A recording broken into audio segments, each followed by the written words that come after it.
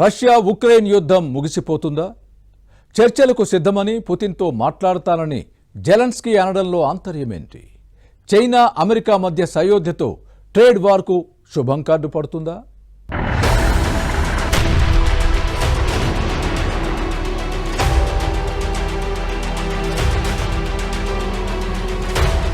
మూడేళ్లకు పైగా యుద్ధం, రోజు మృతి చెందుతున్న సైనికులు, శిథిలమవుతున్న ఇళ్లు, ఎక్కడ చూసినా విధ్వంసం.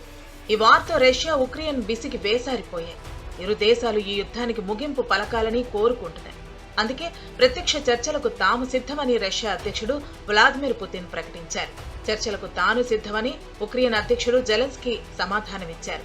ఈ నెల 15నే టర్కీ రాజధాని ఇస్తాంబుల్లో చర్చలకు పుతిన్ ప్రతిపాదించగా జెలెన్స్కీ ఓకే చెప్పారు.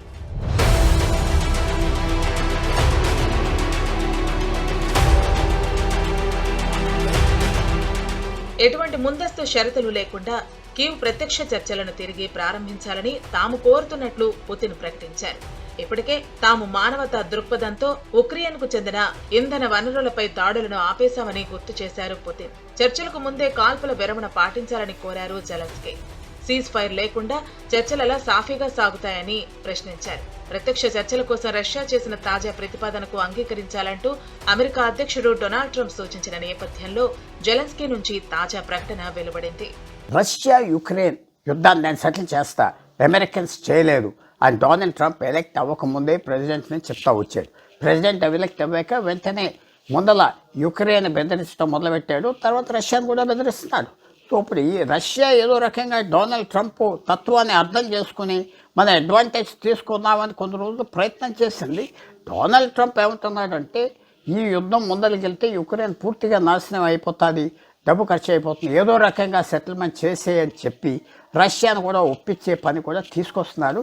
ఇద్దరు ఏదో రకంగా ఒక శాంతి పరిస్థితి రావటానికి అవకాశం కల్పిస్తుంది.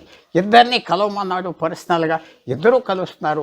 వాళ్ళిద్దరికి తెలిసింది ఏంటంటే డొనాల్డ్ ట్రంప్ ఒక స్ట్రాంగ్ యుఎస్ ప్రెసిడెంట్, ఆయన ఫుల్ పవర్ వాడతాడు, ఇష్ట కోపం వస్తే వాళ్ళ మీద కూడా వాడతాడు, అనవసరంగా ప్రపంచం ముందర ఎంబారస్మెంట్ వస్తుందని ఇద్దరు కలిశారు.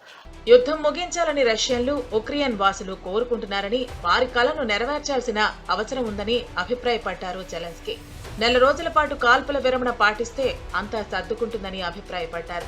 టర్కీ, సౌదీ అరేబియా, అమెరికా లాంటి దేశాలు ఉక్రెయిన్ రష్యా మధ్య చర్చలకు మధ్యవర్తిత్వం వహిస్తున్నాయి. ఉక్రెయిన్ భూభాగంలో మైనింగ్ కోసం తహతలాడుతోంది. అమెరికా ఇందుకోసం కొంత భూభాగాన్ని సైతం లీజుకు తీసుకుంది.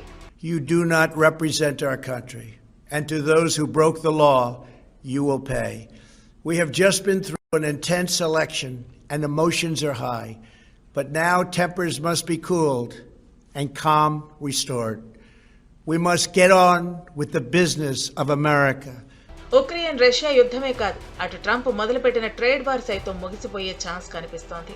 వాణిజ్య వివాదాన్ని తగ్గించే లక్ష్యంతో అమెరికా, చైనా మధ్య స్విట్జర్లాండ్లో చర్చలు సానుకూలంగా ముగిశాయి. ఈ వాణిజ్య యుద్ధం వల్ల ఉభయులకు నష్టమేనని అమెరికా, చైనా గుర్తించాయి. చైనాతో చర్చల్లో గణనీయమైన పురోగతి కనిపించిందని చెప్పింది అమెరికా. పరస్పరం విధించుకున్న టారిఫ్లు భారీ స్థాయిలోనే ఉన్నాయని, వాటిని తగ్గించుకోవాల్సిన అవసరం ఉందని ఇరు దేశాలు అభిప్రాయపడ్డాయి. ఇరు దేశాల మధ్య $1.2 ట్రిలియన్ వాణిజ్య లోటును తగ్గించుకునేందుకు ఇరువైపులా ఏకాభిప్రాయానికి వచ్చారు.